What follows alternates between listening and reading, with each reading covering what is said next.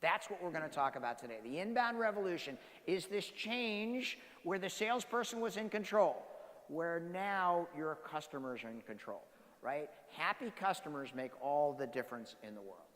All right, so I forgot to ask that question. What does marketing do for you? Do you like your marketing department, Olivia? I do. I love my marketing And what does your marketing department do? They do everything. Like? Well, we made a list there the other day. Everything from the website, workflows, emails, PR, content, blog, strategy, what else? Leads, service level agreements. Do proposals, do templates, emails, workflows, all that Sales stuff. enablement.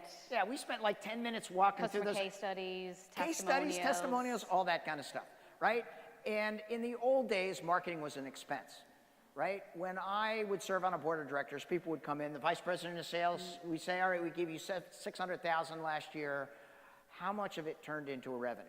And vice president of marketing would always like look at their feet, right? They're going, like, it's kind of hard.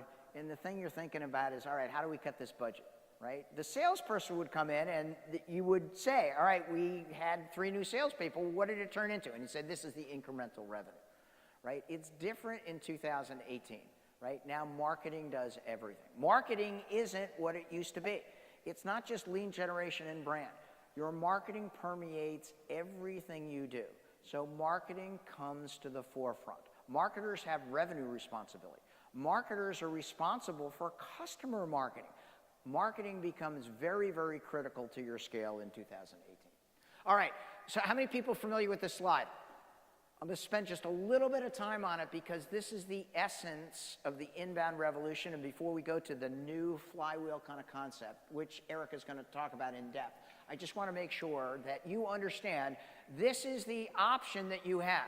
You can hire pushy salespeople, you can do the traditional kind of stuff, or you can practice inbound. And what inbound is first of all, optimizing your website, right, so that people who are doing that online research find you, right? We call that attract. The way you attract people, right, is you put personalized content on the website, right, in a way in which the search engines and social media pick it up, right?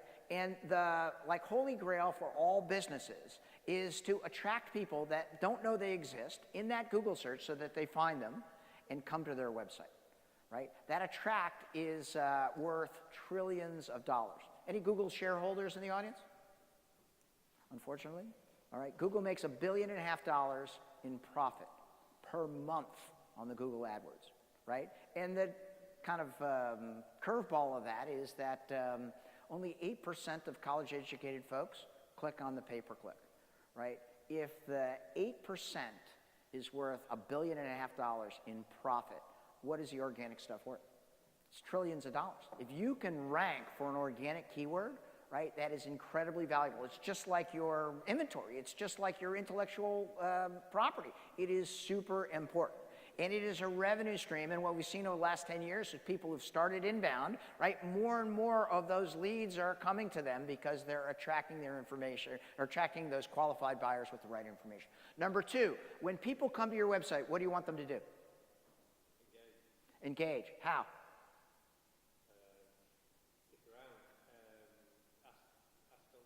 Oh, it's a very good question because that's exactly right. Only 2% of the people who come to your website the first time are ready to buy. Right? And that's exactly what you want them to do. You want them to engage in what we call instant gratification omni-channel. So how many people like a chatbot?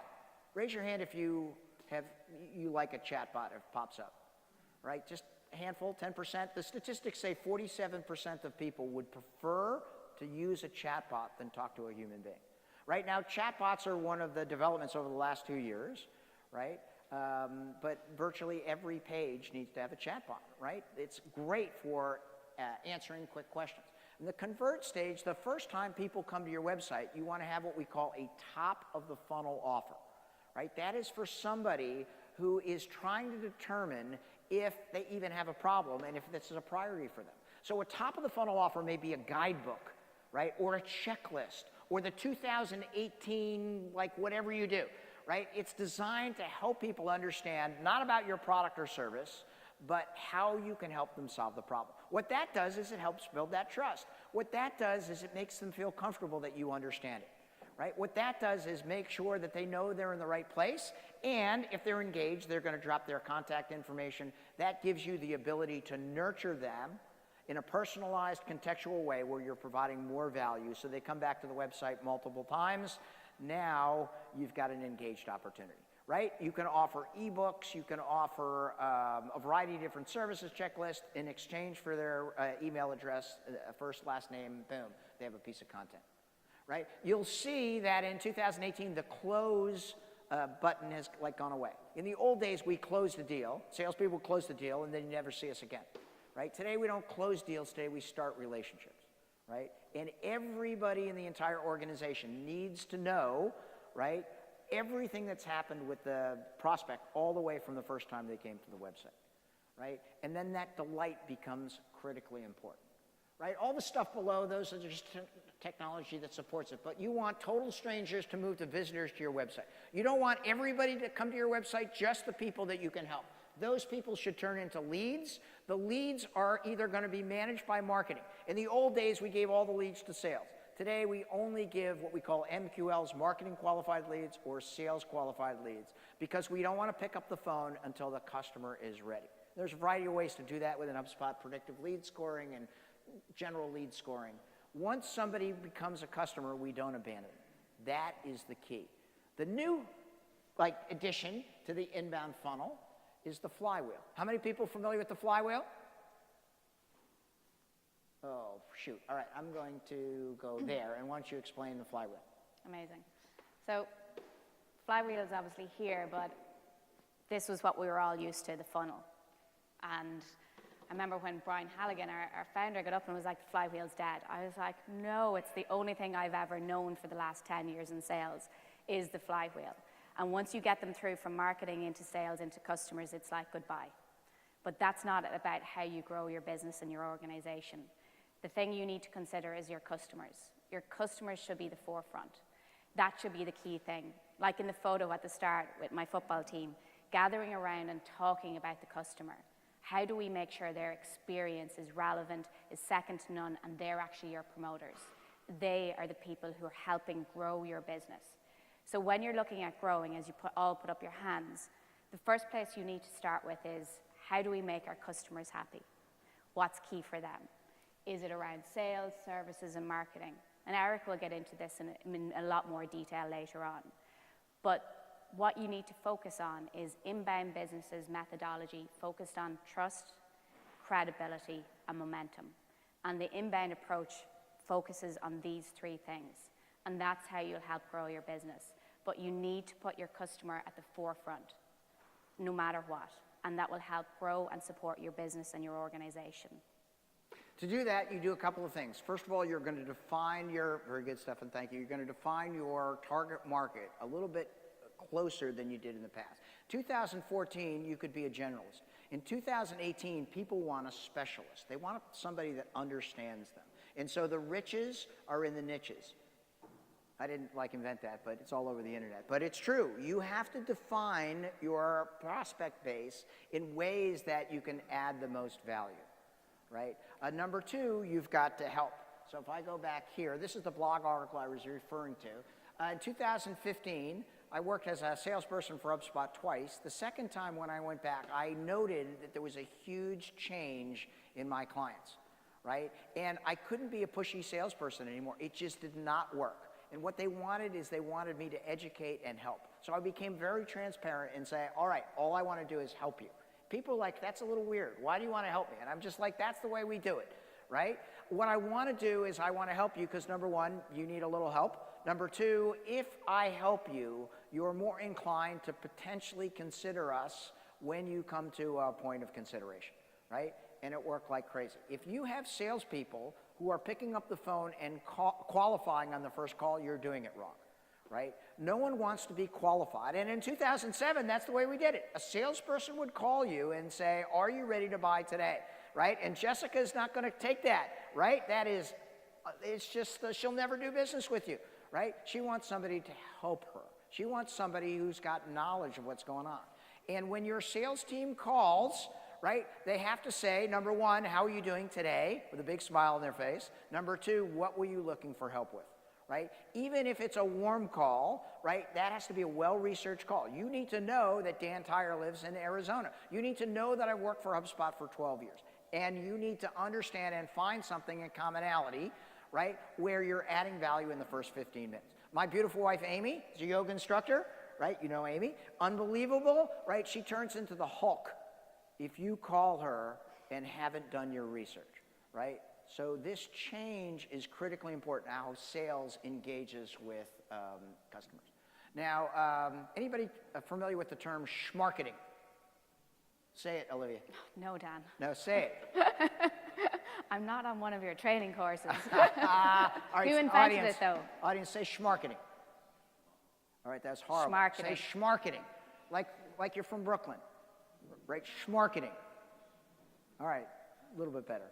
All right, I invented that term in 2007, right? In the old days, there was this complete separation between sales and marketing, right? We talked about it. Marketing created the brand and the leads, and then they handed it over to the salespeople. Salespeople took the leads, called the leads, qualified the leads, did a product demonstration, answered objections, brought them to a closing sequence, and boom, they're done. Today, right, marketing does 65 to 85% of that process. That's why marketing is so important. And they all have to see the same information, right? Salespeople have to see lead intelligence, lead notification, and information that will help them understand who the prospect is. Marketing needs to see that information in aggregate, right? So the inbound revolution is seeing all of that data, understanding exactly what people do so that you can gauge in a personalized human type of concept for people to understand. So people say, all right, what is the first step, right, in understanding, like, implementing the inbound revolution? And the first is to understand that times have changed, that you have that choice. You can go back and do it like we've done it for the last 38 years, or you can lean into the new way of doing business, which is helping people, right? The second thing is that you align sales and marketing, right? So that you have your sales and marketing team working together. One centralized view of the customer, right? And three things that are super important for the sales process is, number one, lead intelligence. And explain to the audience how you use lead intelligence on a regular basis.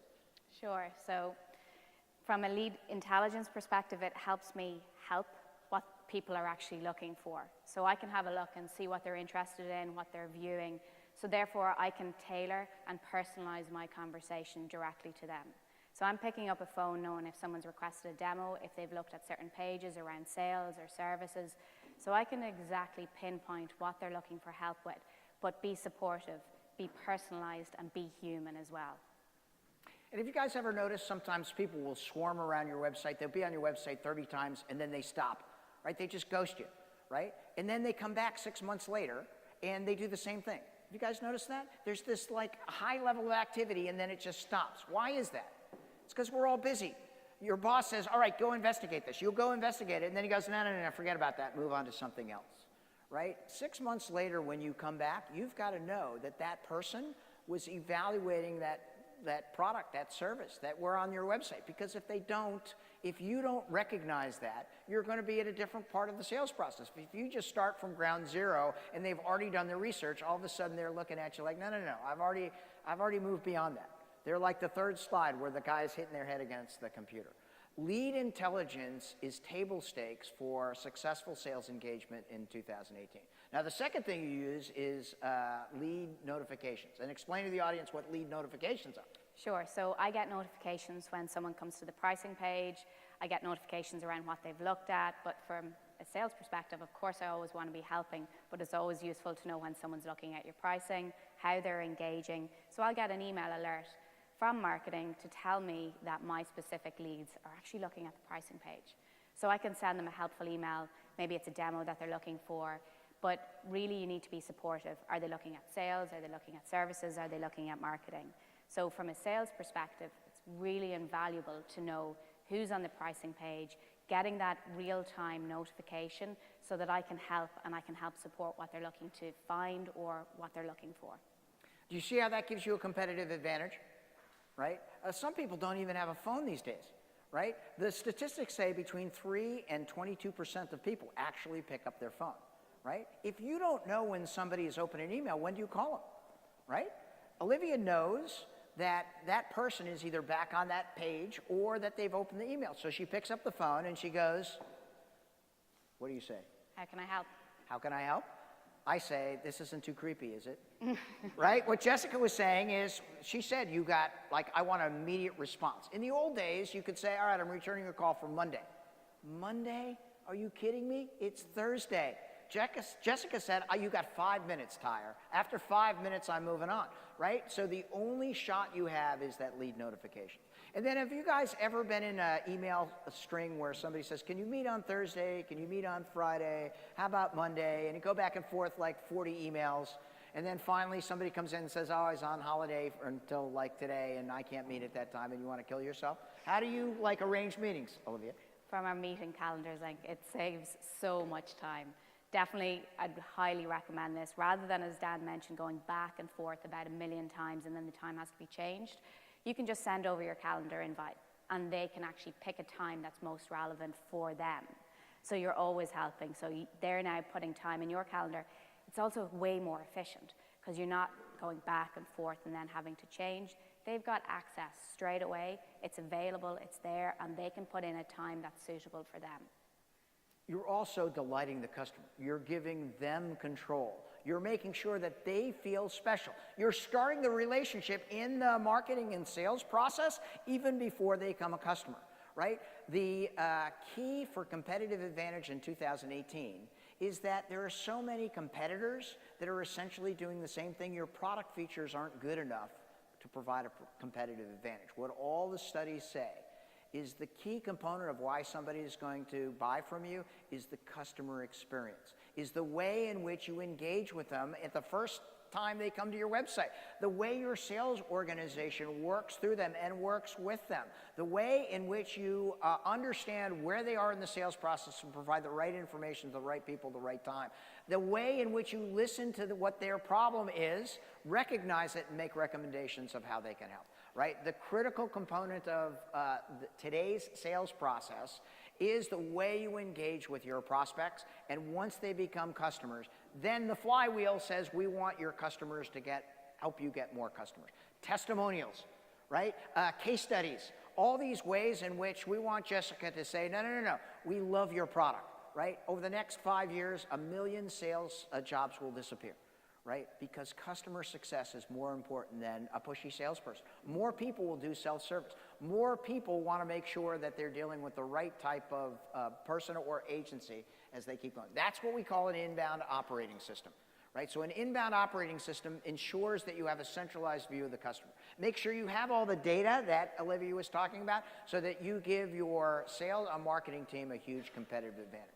From a marketing perspective, if you have all this information in aggregate, it becomes much easier to see the connections, the parallels. It becomes much easier to see which content you provide on your website and via emails that move people to the next step. One other point on this, how many people are using video today? All right, what's the percentage? I'm gonna say half. Yeah, okay, that's good. Right, 50% of your content should be in video. Does everybody like video? Why do you like video? Just shout it out. What's that? You don't have to do anything, right? It's short, it's impactful, it's emotional, right? The best kind of videos are 60-second videos because I don't have time for anything more than that, right? I can look at it on a phone. Boom, boom, boom. I can see you. I can see the collared shirt and the gray hair. I can see that you know what you're talking about. It is super important. If 50% of your content is in video, you're doing it wrong because that's the way people want to engage. The great thing about being a marketer in 2018 is you can take that blog article and you can have Olivia read it in a short video, right? Then you can take that video and put it on like multiple pages. You can send it out in email. And from a sales perspective, new customer acquisition, video email greatly increases your percentage of engagement. How many people are using video email in their outreach? Right? We got Vidyard coming up. He's going to explain all about how that's done. Right? The statistics we see at HubSpot is the conversion to opportunity using video in the sales process moves to between 22 and 33%. Right? That's up from 1.62% if you're cold calling. Video is the biggest improvement in new customer acquisition, in the prospecting or identify and connect